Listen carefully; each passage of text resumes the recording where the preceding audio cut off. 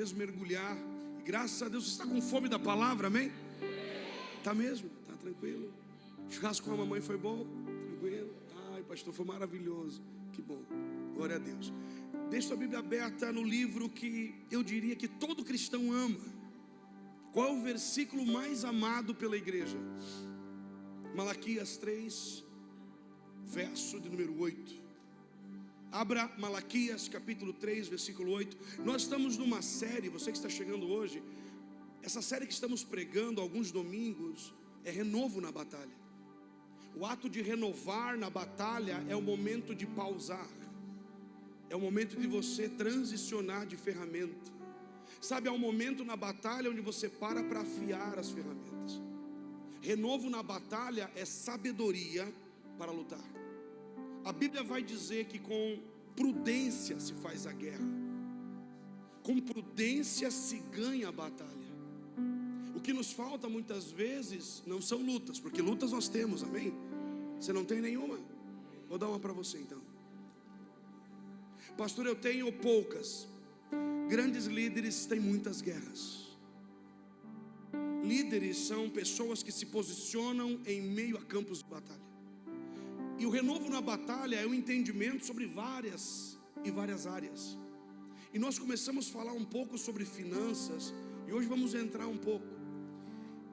E alguém pode até dizer assim, mas a palavra dinheiro e ministério parece que não combina, parece que elas não conectam.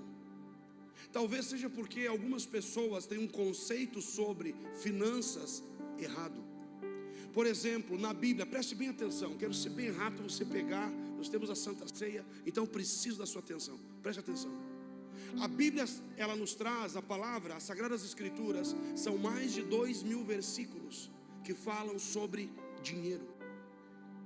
Mais de 2.000. Metade das parábolas fala sobre finanças. O que a Bíblia está dizendo é que, de fato, há uma visão bíblica sobre recursos. O nosso problema é que nós não entendemos essa visão. E à luz da Bíblia, prosperidade não é definida como o mundo define. Como que o mundo define prosperidade? Ter, sim ou não? Vamos lá, irmão, como é que o mundo define prosperidade? Ter, sim ou não? Você olha e diz assim, nossa, fulano tem, mas no reino não é ter. No reino, prosperidade não se trata de ter, se trata de doar. Vou dizer de novo. No reino não se trata de ter, se trata de doar. Por isso que quantos podem prosperar? Todos. Porque de fato todos podem doar. A prosperidade nasce da generosidade. E generosidade não é um simples ato de entregar. Não.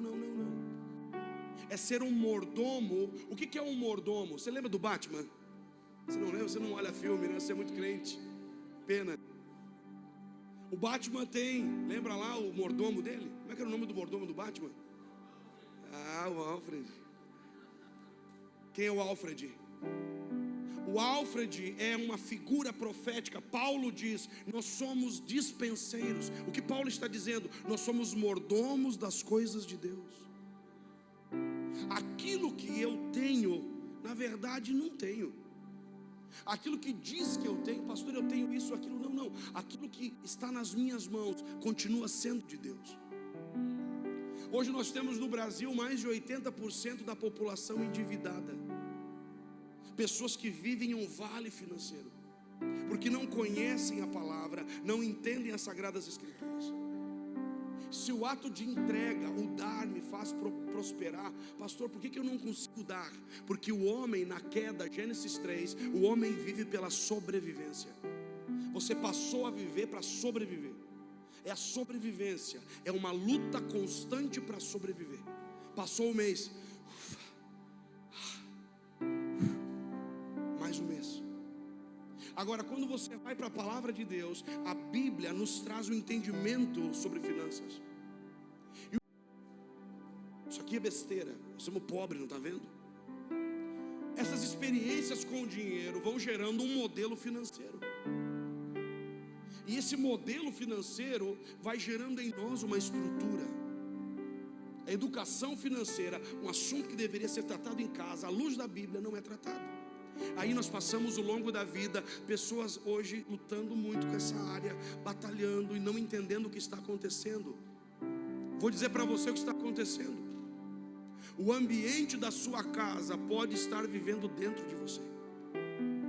Vou dizer de novo. Os erros financeiros dos seus pais, a forma como se lidava com o dinheiro, o ambiente da sua casa pode estar operando dentro de você. Meu pai vivia só para pagar as contas. Minha casa era com dificuldade, muita escassez. Se tinha medo do dinheiro. Vários modelos financeiros podem ser gerados. E poucos de nós viemos de uma casa doadora. John Wesley, o grande avivalista, diz: ganhe tudo o que você puder, conquiste, receba tudo o que você puder, mas doe tudo o que você puder. O que é isso? É uma linguagem. Muitos de nós não vieram de uma casa onde se falava sobre empreendedorismo. Minha mãe lavava roupa para fora, fazia pastel para vender numa fábrica e ainda trabalhava nessa fábrica. 3 empregos. Que loucura. Sempre tinha alguma coisa para vender. Sempre estava e aí ela fazia o pastel, mas quem é que tinha que também ir lá vender? Eu. Adriana, minha irmã, está ali, vendia verdura. Eu vou falar.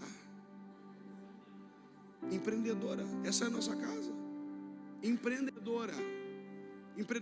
Tinha bergamota uma vez lá num pé, e a pessoa disse: pode levar o quanto quiser. Enchemos os saquinhos de bergamota. E o que a gente fez com aquela bergamota? Não comeu, vendeu. Bergamota é a tua mexerica, pastor Rafael. Temos paulistas entre nós, então lá é mexerica. Uma cultura de empreendedorismo. Ninguém ficava parado esperando cair do céu, você se mexia. Aos 8 anos eu vou trabalhar, a mesa da empresa dava mais ou menos assim, ó, na minha testa. Eu não conseguia alcançar o serviço. Meio turno trabalhava, e aí meio turno na escola. Aos 12 anos já trabalhando, prosperando, crescendo. Mas tudo isso veio de uma casa. Não, mas a mãe do pastor devia ser muito rica. E era mesmo. Era. Porque a prosperidade é diferente do que nós imaginamos. Prosperidade é ter liberdade sobre isso. Minha mãe, uma viúva na época, né? Ficou viúva, 5 filhos, trabalhou muito. Estou contando um pouco isso para você entender. Mas tinha algo dentro de nossa casa, uma fé. Muitas lutas, mas uma fé.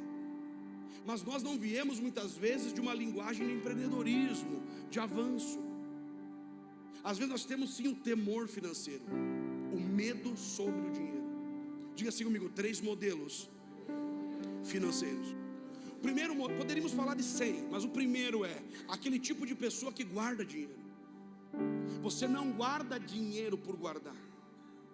Pastor, como é que se guarda dinheiro? Primeiro tem que ter para guardar. E ter para guardar começa com pouco.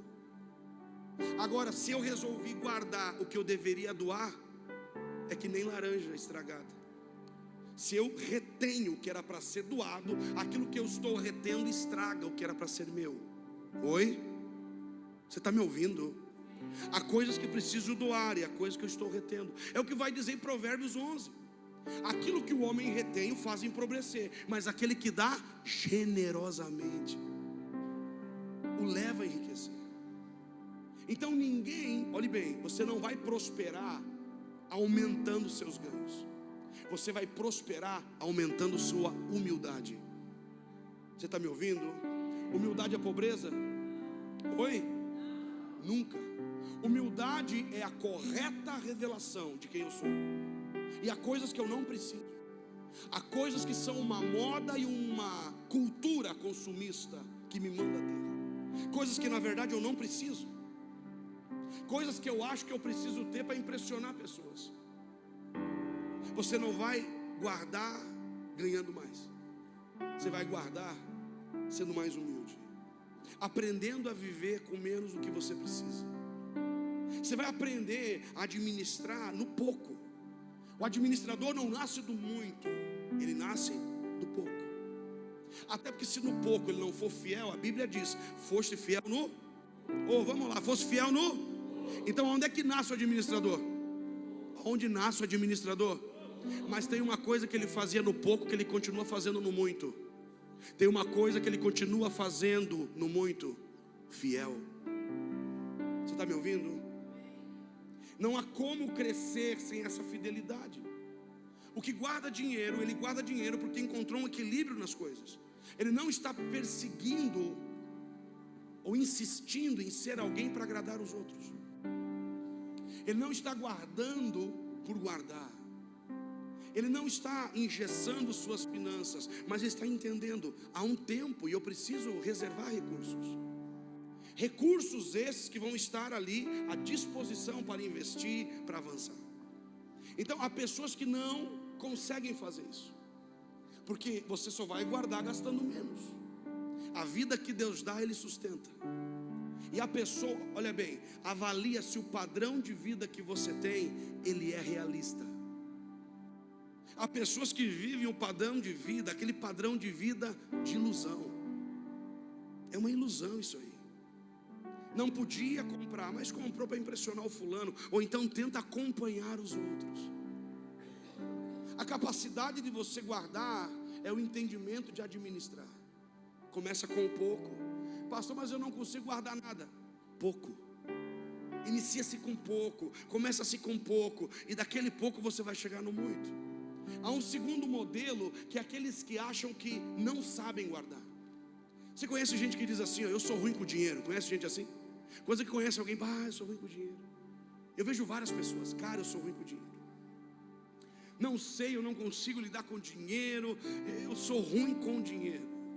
Há pessoas que não conseguem administrar, porque essa administração não parte do dinheiro, parte da sua vida.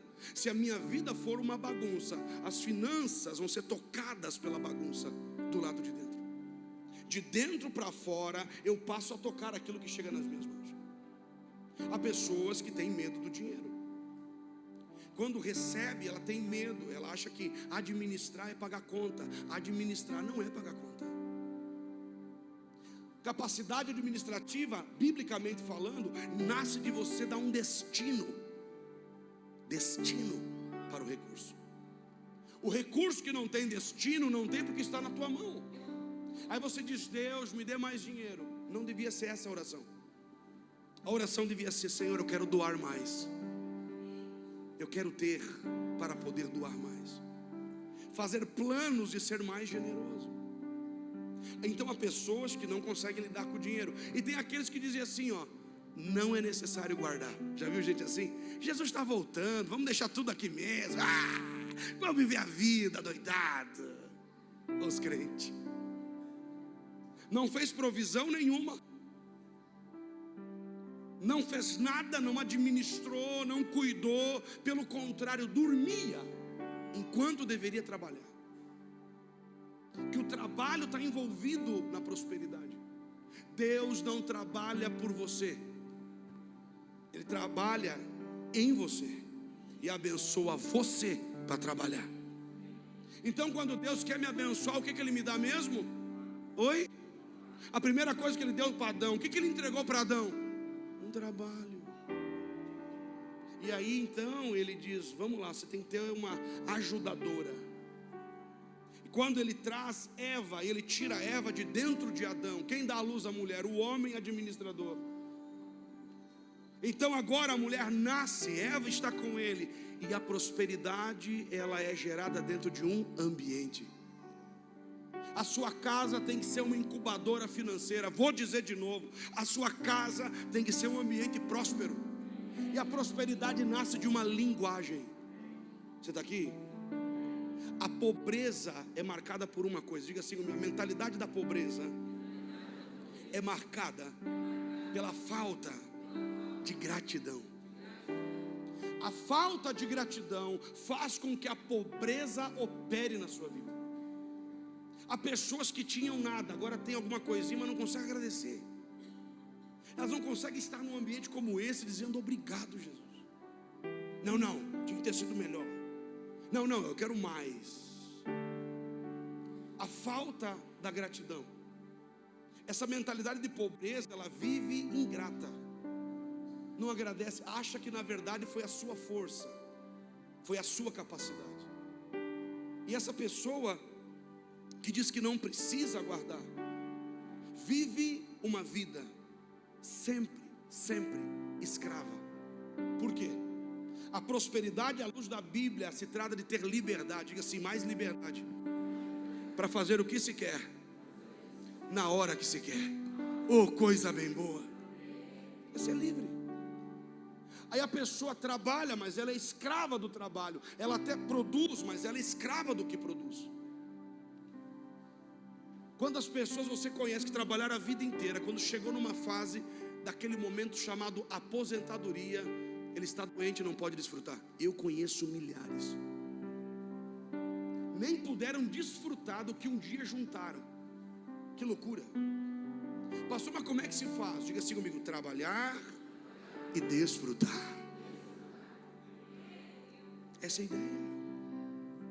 Você trabalha, mas pastor, o meu trabalho não prospera, vou parar de trabalhar. Não. Leva para o seu trabalho os princípios espirituais. Se a prosperidade é tudo aquilo que cresce, por que não estamos crescendo? Pode haver um problema na raiz. E aqui nós entramos no texto, Malaquias 3, verso 8. Você está com o Malaquias 3, 8 aberto? Oi, irmão, você está aí? Malaquias é o texto que a igreja mais ama, glória a Deus por isso. Malaquias 3, 8, olha o que diz: pode um homem roubar a Deus? Todavia vós me roubais. E ainda se perguntam: como temos te roubado? Nos dízimos e nas ofertas. Estás debaixo de maldição, olha isso, pois me roubais. A nação toda me rouba. Trazei todos os dízimos ao tesouro, à casa do tesouro, para que haja mantimento na minha casa, e provai-me nisso, diz o Senhor dos exércitos, e vede se não abrirei janelas dos céus, e não derramarei sobre vós tantas bênçãos, que não conseguirei guardá-las. Isso é poderoso demais. Isso aqui é o texto que mais expulsa o capeta. Esse é um texto tão rico. Deus está nos mostrando uma coisa. O avivamento, quando ele chega, Malaquias fala de um avivamento sobre a nação. Deus está dizendo: eu não posso derramar mais sobre a nação, porque não há fidelidade na área financeira.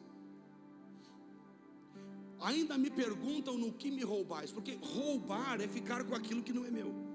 Então Deus está dizendo: tem uma parte aí que é minha. E quando você fica com algo que não é seu, aquilo que não é seu te prejudica. Você lembra de Acã? Você lembra de Acã? Juízes 7. Acã levou uma capa da Babilônia e levou um povo a morrer, porque ficou com aquilo que não era dele. Deus está dizendo: tem uma parte que é minha. Não, pastor, mas isso aí é na Bíblia, aqui é o começo do Velho Testamento. Não, lá em Gênesis tinham duas árvores, sim ou não? Tinham duas árvores, sim ou não? E Deus mandou comer das duas? Deus mandou comer só de? E a outra de quem? Dele. Tem uma parte que sempre é. Ah, meu Deus do céu. Faz alguma coisa aí, Ana, faz alguma coisa para tocar esse povo. Falou do dinheiro, vai se emburraram já. Ei, lá no Éden Deus disse: ei, pode comer de tudo, só não coma disso aqui, porque isso aqui é. Não coma do que é. Você está ouvindo? E comendo aquilo que era de Deus, o homem ficou no jardim ou saiu do jardim? Quando nós ficamos com aquilo que não é nosso, é dele, aquilo nos tira dos ambientes de prosperidade. Se quando eu retenho eu saio, quando eu dou, ai meu Deus.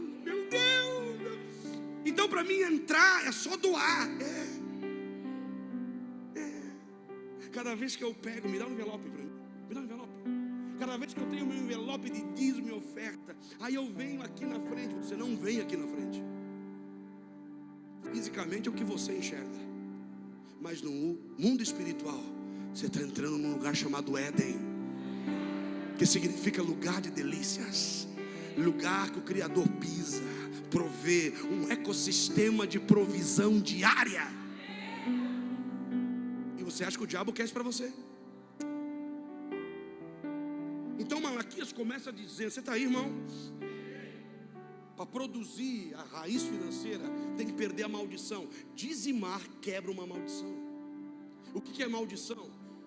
Maldição se instala na vida de uma pessoa quando essa pessoa quebra um princípio. Diga assim comigo: toda maldição vem da quebra de princípio, de aliança. Então, quando você quebra uma aliança, se instala uma maldição. A maldição é a ausência da bênção. A bênção enriquece e não acrescenta dor. Uma pessoa pode ser amaldiçoada e ter dinheiro, mas o dinheiro dessa pessoa tem dores envolvidas. Maldição é a ausência de bênção. Se instala por meio da quebra de uma bênção. E a maldição, ela é, quando analisada, ela se revela como uma grande confusão. Toda maldição causa confusão. Então vamos lá. Quando eu retenho o dízimo e não entrego a Deus o que é dele, aquilo autoriza na minha vida uma confusão emocional, espiritual, uma confusão mental. Deus tem uma economia no céu e Ele ensinou o povo na terra como é a economia no céu. Ele em primeiro. Quando eu estou dizimando, eu estou mandando uma mensagem para o céu: Deus reina sobre a minha vida. Simples. Nenhum outro trono pode ser plantado na minha vida. Então, como começa uma cultura ou uma educação financeira saudável? Diga assim: um modelo de administração. Então, o que é o dízimo? Um modelo de administração. Deus me deixa um modelo que não falha, porque o dinheiro falha, sim ou não? Mas Deus, vamos lá, o dinheiro falha, sim ou não? Mas Deus não falha. O sistema de Deus não falha. Pastor, eu não sabia disso, como é que eu faço? Ali Malaquias está dizendo: vocês têm me roubado, ó nação. Olha isso aqui. Um país, olha para mim, há um país que pode quebrar pela falta de dizimistas. Você sabia que uma nação, quando não tem dizimista, aquela nação, por não ter dizimistas, a nação quebra? Mas quando há dizimistas em uma nação, essa nação prospera. Você está entendendo isso? Vamos mudar o Brasil. Vamos mudar por meio da fidelidade. Pastor, mas eu estou entregando para Deus, eu estou dando o meu dízimo para quê? Aqui está respondendo: para quebrar a maldição. E aí vai dizer que é por meio da honra. Como vocês têm me roubado? Vocês têm ficado com o que é meu. Deus está dizendo: cadê a honra? Diga assim: a honra libera recompensa. Honra é um elemento para a prosperidade. Se eu não honro a Deus, olha o que vai dizer lá Provérbios 3, no verso número 9 e 10. Coloca aí na tela, Provérbios 9, 3, 9. Provérbios capítulo 3, verso 9. Olha o que diz aí: honra o Senhor. O que está ali? O que está ali? O que é honra? Honra é quando algo tem um peso. Honra é quando eu olho para alguém e digo assim: ó, essa pessoa é importante. Quando algo é importante, eu honro. A palavra honra é o peso das coisas. Na sua vida tem uma balança. E se você não honra a Deus, você desonra. A linguagem da prosperidade é a linguagem da prosperidade é a. E a linguagem da pobreza? Desonra. Foi até fiel a Deus em algum momento, mas depois já acabou também, e vamos vivendo a vida, e Deus é obrigado em me abençoar. Honra o Senhor, olha o que vai dizer: com teus bens e com a primícia de toda a tua renda. 10. Assim, diga assim: honrar para. Olha o que diz aqui: quando eu estou plantando com honra, quando Deus, eu olho para Ele tem um peso na minha vida, Ele é importante para mim. E como que eu revelo essa importância? Honrando. Quando eu faço isso, olha o que diz ali, olha a unção derramada: os teus celeiros se encherão com fartura, e teus lagares transbordarão de vinho. Então, quando eu honro, é para. Então a parte da honra é com, e a parte da fartura é com Ele. Pastor, mas quando vai chegar essa parte? Quando você for fiel. E nesse contexto, a prosperidade vai sendo desenhada e falada e liberada nesse texto. Deus está dizendo assim: vocês me roubaram. Não é porque eles não tinham dado nada para Deus. Escuta isso aqui: eles estavam dando o que sobrava. O que eles estavam levando para Deus? O cordeiro com o olho furado, o manco de uma perna, aquilo que estava doente. Por isso que nem tudo que você dá para Deus, Deus recebe. Porque Deus só recebe aquilo que é excelente. Presta atenção nisso. Quando eles estão entregando para Deus algo que não está glorificando a Deus, Deus está dizendo: vocês estão me roubando. Há uma retenção nas finanças, porque vocês não estão avançando no processo da generosidade. Está comigo, irmão? Então, vamos lá. O dízimo é a linguagem da cultura do reino, no sentido da prosperidade, das finanças. É uma forma de administração. Pastor, qual que é o modelo administrativo no reino? Primeira parte para Deus. Diga assim: o dízimo é a primeira parte de um todo. Então pensa a sua vida como um grande círculo. Está pensando? Olhe bem, é um círculo, é um ciclo de prosperidade. Se o ciclo não for completo e faltar uma parte, o ciclo está incompleto. Pastor, eu quero prosperar. É um ciclo. E se no ciclo, eu trabalho, eu cuido das finanças, tudo isso pode não fazer você prosperar. Porque o primeiro ato do ciclo da prosperidade bíblica, o primeiro ato é render a Ele o que é dele por direito. Dízimo. É uma parte de um. Então vamos lá, é uma parte, é 10% de uma totalidade. É 10%, o dízimo, a palavra ali é uma parte de um todo. E o 10 na Bíblia fala de ciclo. O ciclo próspero de uma pessoa só é completo quando exige dele um passo de fé. E esse passo é dado, ele está dizimando, sendo fiel a Deus. O ciclo de prosperidade pode ser: pastor, eu estou trabalhando mais, eu estou fazendo, tenho 5 empregos. Não adianta isso. Por quê? Porque o primeiro, aquilo que é dado no início, determina o restante. Então, se Deus não está em primeiro, Ele está em que lugar na tua vida? Deixa eu falar para você, querido. O dízimo, ele revela o lugar que Deus ocupa na tua vida. Você não está nem aí, crente. Vou dizer de novo: o dízimo revela o lugar que Deus ocupa na sua vida. É 10 partes iguais, mas eu vou pagar primeiro a parcela, eu vou pagar primeiro a luz depois, eu vou lá dar uma passeada, gastar uma grana, no último eu vou dar a Deus. É o dízimo? Porque o dízimo é aquilo que vem. Digo de novo: o ciclo de crescimento não se dá pela falta de desonra. Quando eu honro a Deus no primeiro passo do ciclo, o ciclo é produtivo. Eu vim profetizar que você tem um ciclo produtivo, de acordo com tua honra. Pastor, eu estou remando dentro de um ciclo que se repete: dívidas, dificuldades. O que eu faço? E eu estou dizimando e não sou abençoado. Talvez você está dando com um motivo errado. Talvez você dizima com a motivação errada. A motivação errada é: eu quero ter. A motivação certa é: eu quero ser um doador maior, eu quero poder doar mais. Essa é a motivação correta. Então o dízimo é um ciclo. Você vai entrar num ciclo novo na sua vida. Então quando você entrar nele, o primeiro é de Deus. A bênção das chuvas. A chuva no passado era um sinal de prosperidade, e continua sendo hoje. E não é a chuva física, escuta, não é a chuva física sobre a vida daquele que é fiel. Ele carrega marcas. A marca de um ciclo produtivo é que ele vai ter prosperidade em todas as áreas. É prosperidade física, é emocional, é financeira. Prosperidade nos relacionamentos. Você está aqui, irmão?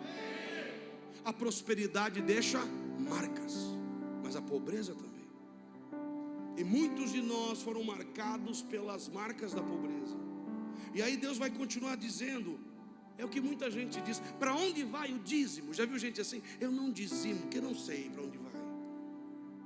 O texto responde, a Bíblia está te respondendo. Olhe bem, dizime para que o recurso vá para a casa do tesouro. Diga assim, casa do tesouro. Aqui umas 10 horas era pouco para falar. Casa do tesouro era um grande quartel-general, era uma fortaleza de pedra murada, era um lugar de fortalecimento. Quer dizer que quando eu estou dizimando, eu estou acessando uma nova força. Eu já vi gente fraca, porque não honra. Pessoas que têm força para conquistar, é porque são dizimistas. Tem gente que conquista, mas é debaixo de muita dor, sofrimento, meu Deus, é com o suor do rosto, se arrebentando. Isso não é o que Deus tem para você. Deus tem para você um trabalho abençoado, mas o trabalho não é abençoado se não houver o ciclo da bênção. Então trazei os dízimos para a casa do tesouro é o quê? A igreja. Mas nem toda igreja é casa do tesouro. Porque tem igreja que você entra, você sai como? Mais fraco do que forte, sim ou não? Sim ou não? Tem pastor que é uns coitados dos fracos, já viu? Já viu isso? Meu Deus, igreja, vamos orar. O diabo está se levantando. Mas ele vai se levantar e nós vamos chutar a cabeça dele. Você está aí, irmão? Tem igreja que o louvor é fraco. Cadê a unção? Nem toda igreja é casa do tesouro. Por quê? Porque há igrejas que não entendem princípios. Se a casa do tesouro é um lugar forte, quando algum inimigo tentar tocar você, você tem direito a acessar a casa do tesouro. Uma muralha, uma barreira contra o mal. A casa do tesouro era um lugar fortificado, mas também era um lugar onde tinha, diga assim comigo, mantimento. Eu vim hoje precisando de uma porção, Ele tem para você. Eu estou precisando de uma comida específica, porque em tempo de guerra você não pode comer. Pastor, eu quero uma sopinha. Em tempo de guerra não se come sopa. Em tempo de guerra se come comida forte. Eu quero uma sopinha, moribundo, uma aguinha com sal. Não. Em tempo de guerra se faz churrasco, carne gorda, polenta. Até palma você dá agora. Tem gente que não, quer ficar na sopa. Deus está nos dizendo, nesses dias de guerra quero dar para vocês comida forte. Tutano, tem que estar forte para a batalha. Então eu não quero ser dizimista, fraco. Não, mas eu não quero dizimar porque esse dízimo vai para a mão dos pastores. Não, esqueça. Presta atenção. Aquilo que você está entregando está indo para um lugar espiritual chamado casa do tesouro. Lugar forte. Quando você sobe na torre, você consegue enxergar de forma mais ampla. Porque pessoas fiéis têm uma outra visão. Tem gente que só vê o problema e outros vão ver solução. Você está aqui? A casa do tesouro é um lugar de mantimento. Diga assim comigo, recursos, alimento, ser abastecido. Então cada vez que você vive uma vida de fidelidade, você é abastecido. Diga assim, dizimar funciona. Tem gente que não consegue falar, é o capeta. Diga de novo, dizimar funciona.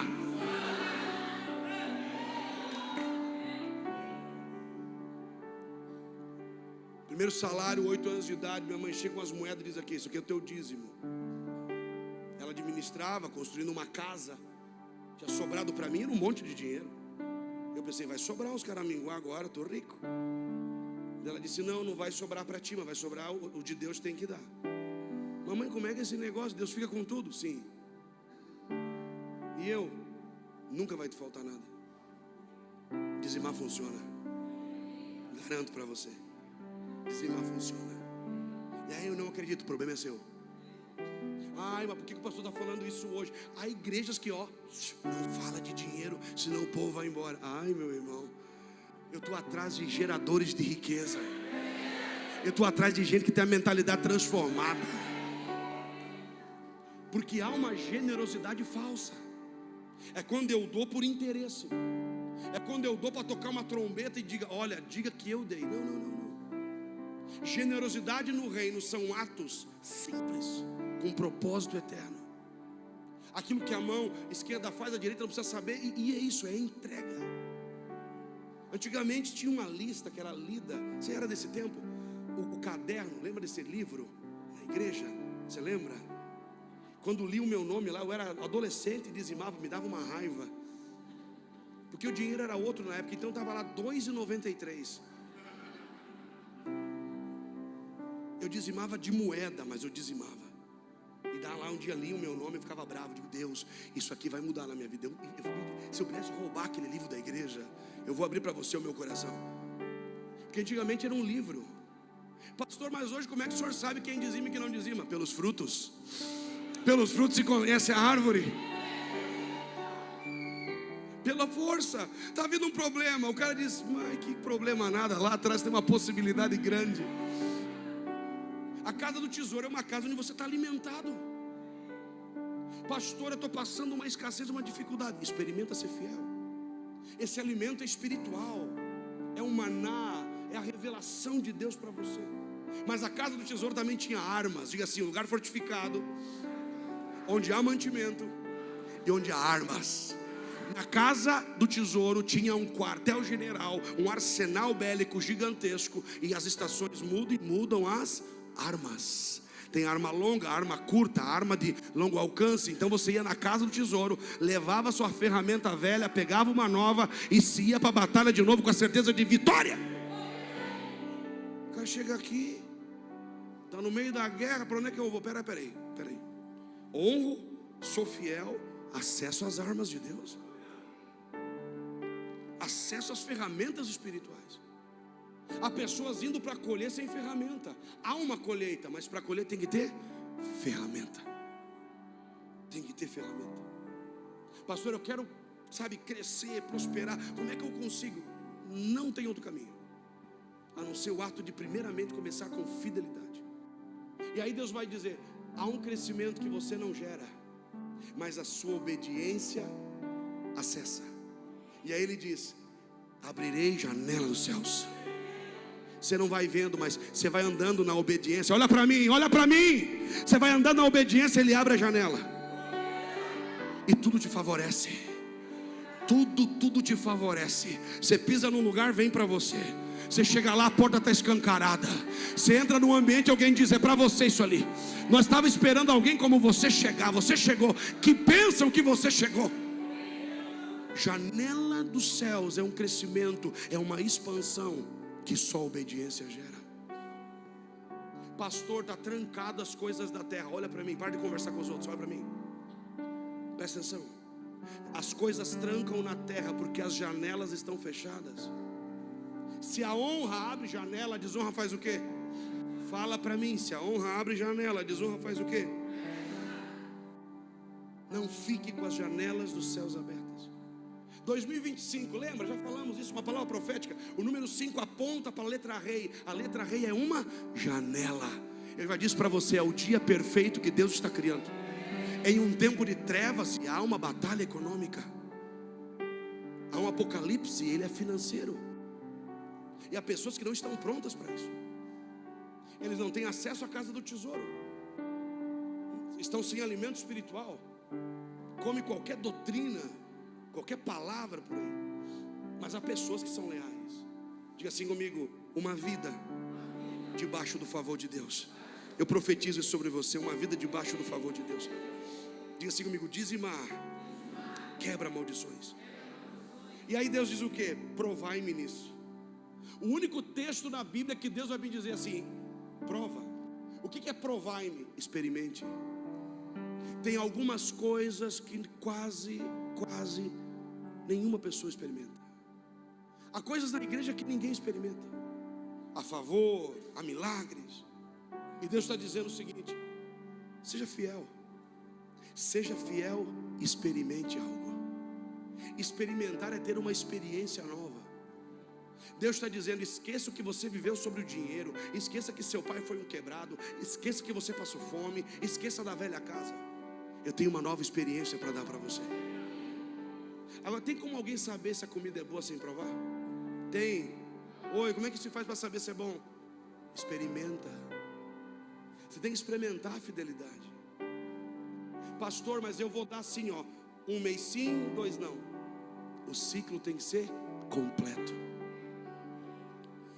E aí Deus vai dizendo assim: eu vou repreender o devorador. O que é o devorador? É um demônio que caça tuas finanças. O devorador é uma entidade espiritual. Existe um demônio que ele é específico para atacar a tua área financeira. E aí a palavra vai dizer que o Senhor, ele repreenderá, diga assim, atar, proibir, impedir o devorador. O devorador é um espírito, ele vai comendo a sua vida. E não é só o dinheiro, a saúde mental, física. O devorador destrói o casamento. O devorador vai destruindo o sonho, vai devorando a vida da pessoa. E Deus vai dizer que esse devorador pode pegar suas finanças. Coloca para mim aqui na tela, rapidamente. Bota Mateus 12, 29. Diga assim comigo: romper com o cativeiro financeiro. Já vamos terminar, fica tranquilo, irmão. Segura a cadeira aí. Como pode alguém entrar na casa do valente? O que é o devorador? Um valente. O que é um valente? Uma força espiritual que aprisiona a riqueza. A falta da honra a Deus nos dízimos e nas ofertas faz com que esse espírito tenha acesso. Preste atenção, tem pessoas que o devorador já destruiu tudo.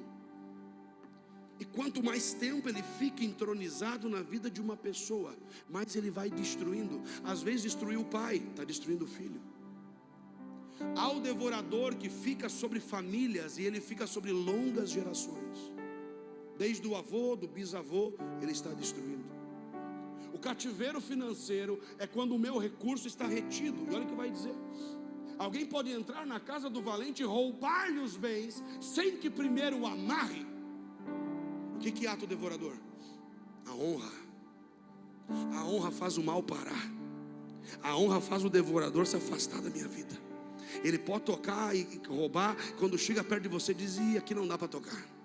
Esquece, ele tem fidelidade, tem aliança em cima da casa. Nem vai naquela empresa lá. Não, lá nem toca. Não vai lá, que lá eles arrebentam você. Por quê? Porque ali tem uma pessoa que tem aliança com o reino, aliança com Deus. Ali tem uma pessoa que anda em fidelidade. Agora, quantas pessoas vivem o cativeiro financeiro? Inúmeras. O cativeiro financeiro, ele vem por meio de dívidas. E hoje o endividamento, ele é uma cultura propagada. Se você usar muitas vezes mal um cartão de crédito, que ferramenta poderosa, mas utilizado no impulso, mata. O endividamento é uma cultura, e uma cultura propagada. Você olha alguma coisa lá nas redes sociais e quer comprar.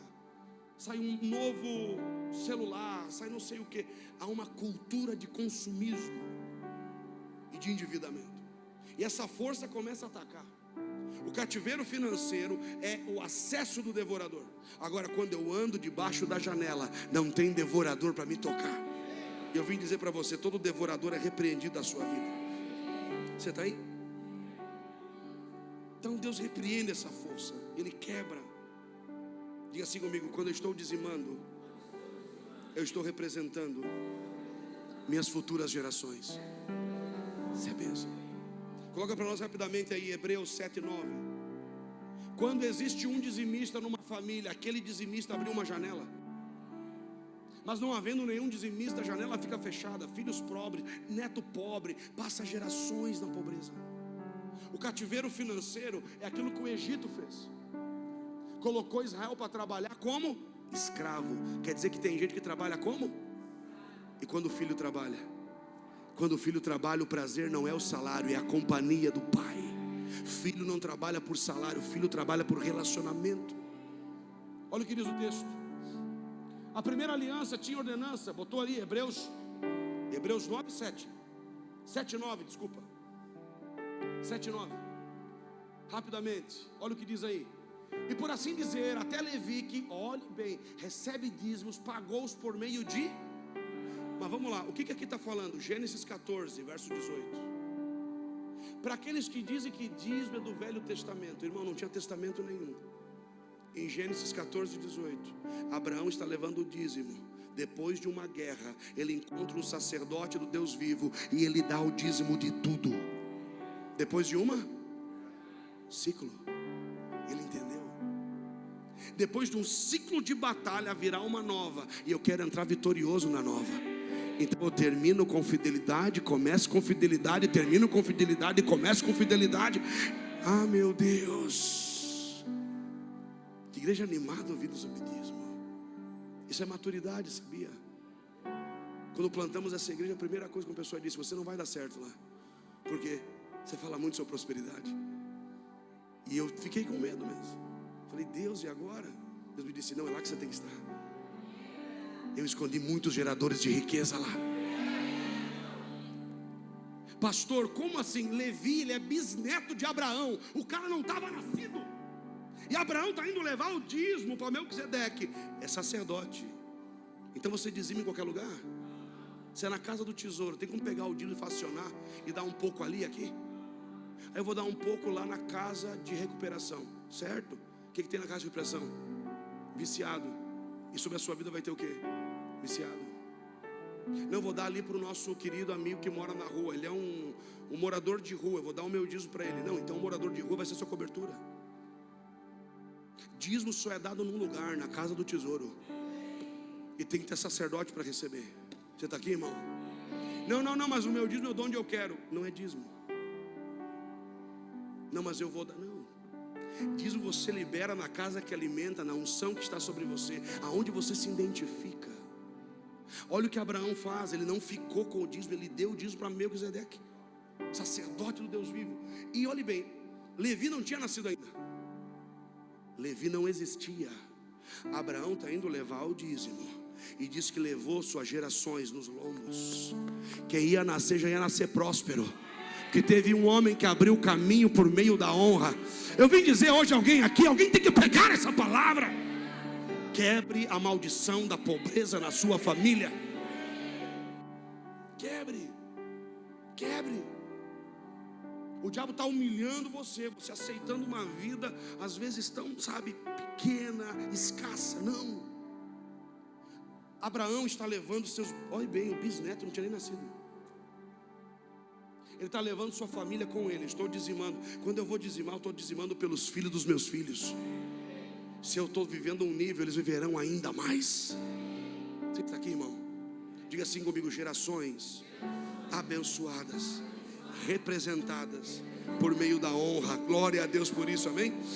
Você está aí? Olhe bem, vamos finalizar aqui. Nosso time pode subir.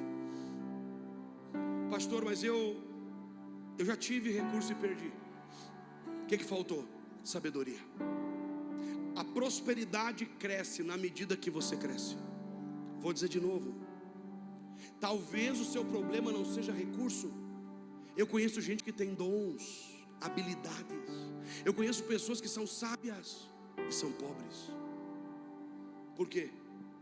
A capacidade aqui não é administrativa. Capacidade espiritual para lidar com uma força. Diga assim: o dinheiro é uma força. Jesus chama ele do quê? Mamon. Mamon é uma entidade espiritual, é o Deus das riquezas. Se você não vencer Mamon, ele te vence, ele te controla. E olha que interessante, na medida que você cresce, cresce a sua prosperidade. Como é que diz lá na parábola dos talentos? Olha para mim, abre seu coração.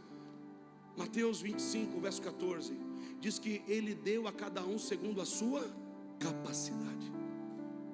Diga assim: aumentar a capacidade para aumentar a prosperidade. Você lê, você estuda, você se desenvolve? Não. Então você não vai prosperar, porque a capacidade afeta a sua prosperidade. E não é a capacidade às vezes intelectual, é a capacidade de suportar. Porque tem problemas financeiros que são preparação. E quando você passa aquela fase do funil, quando você passa pela fase do buraco da agulha, ele abre uma janela que nunca mais fecha sobre você. Se você está passando alguma dificuldade financeira, eu vim dizer para você: existe um plano espiritual para você quebrar esse mal hoje. E o caminho é voltar a honrar o Senhor. Pastor, mas aí eu dou o dízimo e Deus me devolve o dinheiro. Quem diz que é sobre dinheiro? O nosso problema é que nós só pensamos no dinheiro. E Deus fala que isso é uma semente de honra. Nós pensamos que é uma troca, e não existe troca com Deus. Quando eu estou dizimando, eu não estou recebendo nada de dinheiro. Estou recebendo algo que é muito mais do que dinheiro. É a autoridade sobre a provisão. E quando eu digo vem, ela tem que obedecer. Quando eu digo abre, tem que abrir. Porque a autoridade que isso me dá é maior do que ter o dinheiro. Há pessoas que lutam a vida inteira para ter o recurso. Eu conheço vários assim. E quando eles conseguem um pouco, aquele pouco que eles têm, eles perdem. Então a sua capacidade define sua prosperidade. Você está aqui, irmão? Diga assim: uma mente treinada cria prosperidade. Se a mente treinada cria prosperidade, a mente sem treinamento cria o quê? Pobreza. Por isso que quem é próspero, já viu? Ele sempre está aprendendo. E o pobre não aprende nada, porque diz o quê? Sei tudo. Vai ter gente saindo aqui dizendo: eu sabia disso aí. Isso aí. Teologia da prosperidade. Aí vive uma vida exprimida, podendo viver uma realização. Pastor, eu quero realizar coisas grandes. É isso que Deus quer para você. Mas não tem como você ter a mente de Cristo sem pensar de forma fiel e leal. A mente de Cristo é uma mente pobre ou uma mente próspera? Diga para mim: próspera. E a capacidade de Jesus sempre aumentando. Ele está ensinando, ele está recebendo. Então é interessante pensar nisso. Diga assim comigo: crescer mais. Pastor, mas aí tem um exercício. Exato. Educação financeira é um exercício. E agora eu pergunto para você: tem como prosperar ficando parado? Deus não honra a preguiça. Pá, mas eu achei que a janela ia fluir tudo. Eu estou só paradinho ali, tomando um banho de bênção. O maior teste não é perder. O maior teste é receber. O maior teste da sua vida vai vir quando você começar a receber dele coisas grandes, bênçãos que você não é nem capaz de carregar sozinho. Diga assim: prosperar não é para quem anda sozinho. Quero prosperar para viver livre da minha família. Vai prosperar para abençoar muitas famílias. Quero prosperar, mas não quero nunca mais ver aquele meu parente. Vai ter que visitar ele lá, suprir a sogra, né, Marco? Ajudar, abençoar. Você está dando risada, né? Deus está falando com você, né? Não, ela também. Estou brincando, você. O fato é que, irmão, que Deus não honra a preguiça. Diga assim: a preguiça é um vírus. Eu vejo gente na igreja dizendo: pastor, mas Deus não está fazendo. Irmão, está feito. Você tem que começar a se movimentar. A preguiça é um vírus que mata a produtividade. Primeiro passo da pobreza: estagnação. Não faço nada, fico parado esperando. Então o vírus da preguiça tem matado a produtividade. E preguiça, irmão, às vezes a pessoa é preguiçosa, mas ela está trabalhando. Mas como é que daí, pastor? O preguiçoso vai trabalhar, mas o preguiçoso trabalha pensando no que mesmo? No final do expediente. Ai meu Deus, já é 8 horas ainda. Ai, tomara que chegue sexta. Ai meu Deus, só por dezembro. O preguiçoso quando trabalha sem alvo, sem foco. Agora quando o trabalhador trabalha, ele trabalha pelo quê? Pelo próximo dia. Trabalhamos bem hoje, amanhã vem um novo dia, depois um novo dia, depois um novo dia. Agora eu te pergunto: qual é a força para trabalhar? A força que vem de Deus. Trabalhe sem princípios, você vai enfraquecendo no trabalho, vai cansando, vai machucando. Então é interessante pensar nisso. E aqui encerramos 1 Timóteo 6,10. Bota na tela. A raiz de todos os males é o dinheiro. É isso que diz. Diga assim: o amor ao dinheiro. O que é o amor ao dinheiro ali? O amor ao dinheiro ali é a avareza, o acúmulo de riqueza que impede a generosidade. Há pessoas que têm o dinheiro no coração. Tem o que no coração? E aquilo que ocupa o seu coração governa a sua vida. Então tem pessoas que têm avareza, que é muito, que quer cada vez mais e mais e mais. Pastor, é pecado querer prosperar? Pelo contrário, a Bíblia manda você prosperar, mas pelo caminho certo. O amor ao dinheiro, então não é o dinheiro o problema, certo? É o que? O relacionamento com o dinheiro. É como você se comporta com o dinheiro. Você conhece alguém que com o dinheiro é uma pessoa e sem dinheiro é outra? Você conhece? Você conhece alguém? Levante sua mão se você conhece. Você vai dizer para ele: ah, o pastor falou de você lá na igreja. Tem gente que é assim, irmão. Quando ele tem, ele é de um jeito. Quando ele não tem, ele é de outro. Bota para nós o texto, Mateus 6:24. Olha o que diz. Mateus 6:24, para você encerrar essa noite debaixo de uma grande bênção. Ninguém pode servir a dois, porque então ou vai odiar a um e amará o outro, ou então vai se dedicar a um e desprezará o outro. Ninguém pode servir a Deus. E ali no lugar de riquezas, para não te chocar, botaram riquezas, mas ali o correto é mamon. Mamon significa aquele a quem alguém é fiel. A única coisa que é chamada de Senhor na Bíblia, depois de Jesus, é o dinheiro. Quer dizer que quando você lida com o dinheiro, não é dinheiro, é uma matéria espiritual, é mamon. Mamon é o Deus do dinheiro, é uma força espiritual que governa, que domina, que oprime. Mamon não é, pastor, mas o rico daí serve a mamon. Não, tem pobre que também serve a mamon. Vive debaixo de um tormento financeiro. Não dá para servir dois senhor. Diga assim comigo: as falsas riquezas. Tem gente que está perseguindo a falsa riqueza. Ah, se eu tiver mais daquilo eu vou ser feliz, mais daquilo outro. Não, não, se você tiver Jesus, você tem tudo. Você está me ouvindo? Não, pastor, mas com mais alguma coisa. Não, não, Jesus acrescentará todas as coisas. Tente ter todas as coisas sem Jesus, não vai funcionar. A quem nós estamos servindo agora? Dois senhores, dois reinos, falsas riquezas, ilusões. O maior monstro consumista hoje está nascendo da igreja brasileira. Na igreja hoje, dentro do núcleo que deveria ser doador, nós vemos pessoas consumistas. Consomem. A igreja virou como um restaurante: eu como isso aqui, aquilo ali eu não quero. Há um consumismo sendo pregado, quando na verdade nós deveríamos voltar a uma cultura, obedecer a princípios, viver a prosperidade de alto nível. E Jesus vai dizendo o seguinte: esse falso Deus, diga assim comigo, falso Deus precisa de adoração. Você cantou para Jesus aqui, você adorou, amém? Qual que é a adoração a mamon? Ansiedade. Porque ansiedade, escuta, abre teu coração. Ansiedade é o medo de não ter no futuro. O medo de não ter no futuro libera uma adoração, e mamon recebe essa adoração. E aí te põe medo do dinheiro. Você não vai ter para pagar, então não compra. Você não vai conseguir dar conta do projeto. Esse medo que mamon gera uma ansiedade terrível.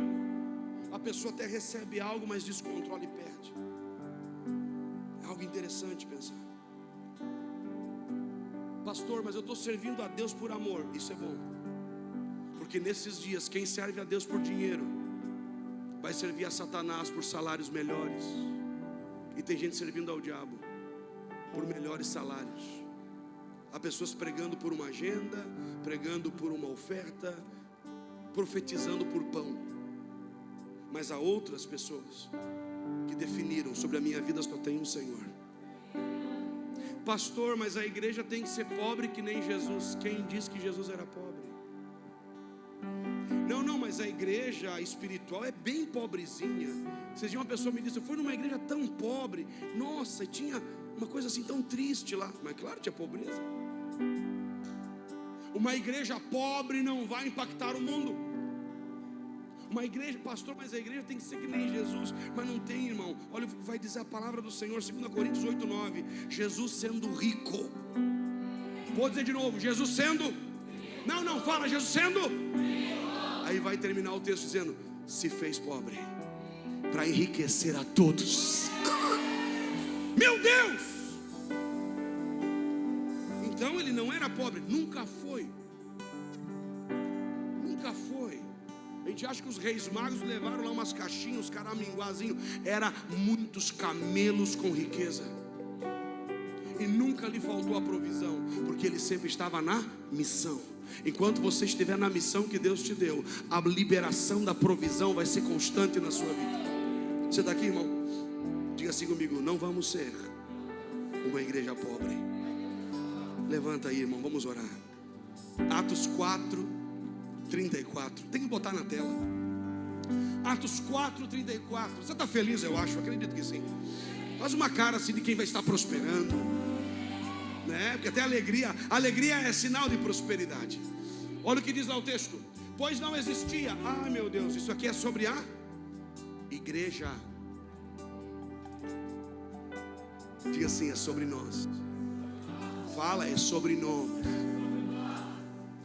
Pois entre eles existiam muitos pobres. Oi? Quem está lá? O que não pode haver entre nós? Entre eles, a igreja, uma igreja que tem o Espírito Santo, vencerá o jugo de Mamon. Você está preparado para receber grandes ondas de prosperidade? Mas quando entra um necessitado, ele tem que ser abastecido. Não havia nenhum necessitado entre eles, porque todos que possuíam terras ou casas, vendendo-as, traziam o valor que vendiam e depositavam aos pés dos apóstolos. Então essa onda de apóstolo aí, ignorante, anelzinho de ouro no dedo, pedrinha vermelha, roupa apostólica, lenço apostólico, medalhão apostólico. Vocês encontrei um cara, parecia um bicheiro. Isso não é apóstolo, nem aqui nem na China. Talvez na Shopee. Por que colocava no pé dos apóstolos? Porque a igreja é apostólica e profética. É uma igreja que não teme as finanças, ela pisa nas finanças. Ela anda sobre um caminho financeiro. Eu vim profetizar que há pessoas aqui que estão mudando os ciclos. Se você não era fiel a Deus, faça um voto com o Senhor agora. Feche seus olhos. Pai, eu quero orar. Levante aqui milionários. Levante aqui homens. Ah, meu Deus! Levante aqui pessoas de alto nível financeiro, de prosperidade maior, de níveis maiores. Levante aqui grandes administradores. Levante aqui construtores de riquezas. Levante aqui pessoas que vão revolucionar o mercado financeiro. Levante aqui pessoas generosas de alto nível. Levante aqui aqueles que terão condições de levantar creches, hospitais, orfanatos. Levante aqui aqueles que vão poder comprar aviões. Levante aqui aqueles que vão edificar as maiores empresas desse estado. Levante aqui aqueles que vão gerar renda para quem não tem renda. Levante aqui aqueles que estão quebrando e destruindo o Mamon. Você está comigo nessa noite? Então, enquanto nós adoramos, eu quero que você ore. Vamos adorar. Eu quero que você entronize o Senhor sobre a sua